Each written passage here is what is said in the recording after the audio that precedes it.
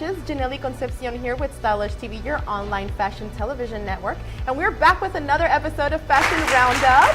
I am so excited to present our guest for today. This is the amazing Kirsten Thompson, two-time winner of the San Antonio Fashion Awards for Stylist of the Year. How are you, my love? I am wonderful, and I'm very excited to be here because this is one of the subjects near and dear to my heart. Fashion! Yes, and we couldn't have picked the better person for this episode because it's all about the Oscars. It was all glitz and glam on the red carpet, so Absolutely. Today we're just going to go ahead and talk about it. So let's get straight into it. Let's go. I'm ready. All right, so before we get into the fashions, let's talk about the underlying political and social statements that were being made. I really did love that everybody was expressing themselves with a small little detail. So I know you noticed it. There was a couple of artists and celebrities that were wearing that ribbon, the blue ribbon representing ACLU. How did you feel about that? I loved it because one of my favorite artists, the late great Nina Simone, said that you cannot be an artist and not reflect your time. So a lot of people hear celebrities voicing an opinion and they're like, oh, they're just celebrities. I think that when you have a platform, you need to avail yourself to it and really make a statement at every opportunity. And I think that just with the social climate that's going on in our country right now, I think that when people that we have in the public eye speak up, it gives other people sort of permission to share and to voice their opinions as well. So I thought it was a perfect opportunity to do and so. So now let's talk about who wore what, the most exciting part. All right, so I'm gonna start with Janelle Monáe. I mean, she looked amazing. It's just like the kind of Victorian, big bustle, absolutely beautiful embellishment was the thing. And I think we can probably say that we have a lot of the same favorites. Yes.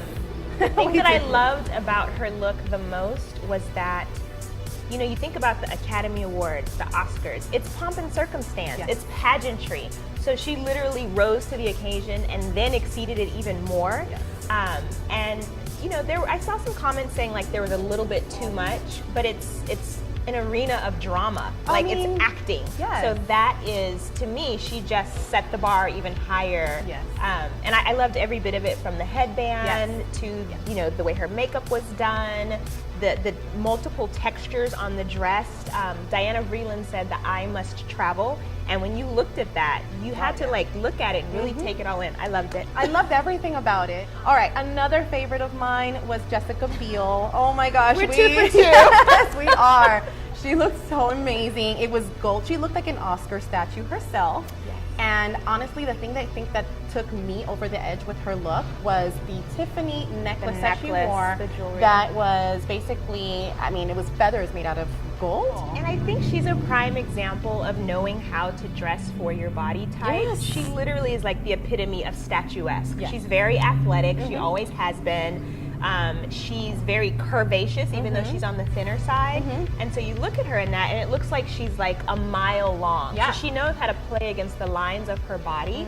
That dress is not for everyone, but it was like a perfect fit for her. Yes. So I think that, the color, the contrast with the gold being so light and kind of washed out, and her having dark hair. Yeah. And I love the the way hairstyle the hair too. was Pulled back, slick, really elegant. All the attention was on the dress and the accessories, so it was quite perfect. I'll let you, go ahead and share which one of your favorites, because we could go on and on. So it was sort of hard for me to pick a third favorite, but for me, fashion has always been more than about just pretty things. Yeah. And I think it's communication and it's a way to make a statement. I think Ava DuVernay's dress really got looked over. But it reminded me of like the old couturiers in the days of, Halston and Balenciaga, like original Balenciaga, and Balmain. It was so sculptural and elegant, and the lines of it were very simple, but then you look at the detail.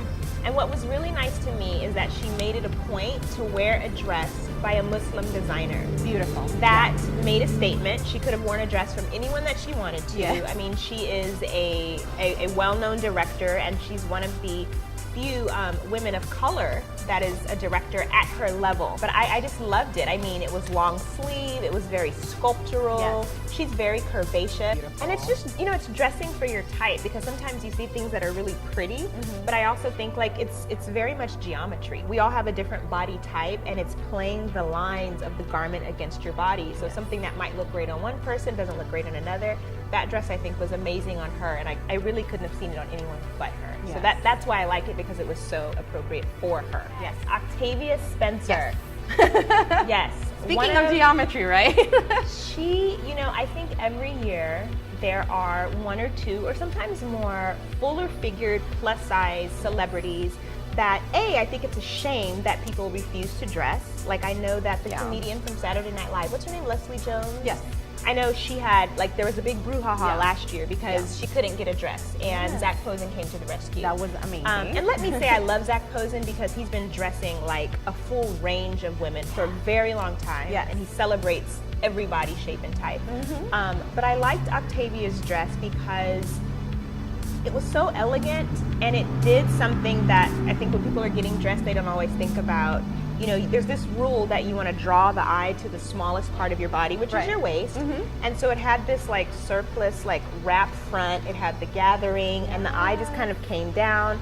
And then it was the flare with all those glorious feathers at the bottom. It was beautiful. Wait, can we talk about Pharrell? Oh, we were just talking. Yes, let's talk about the guys. We want to talk about the men. So Pharrell was in Chanel.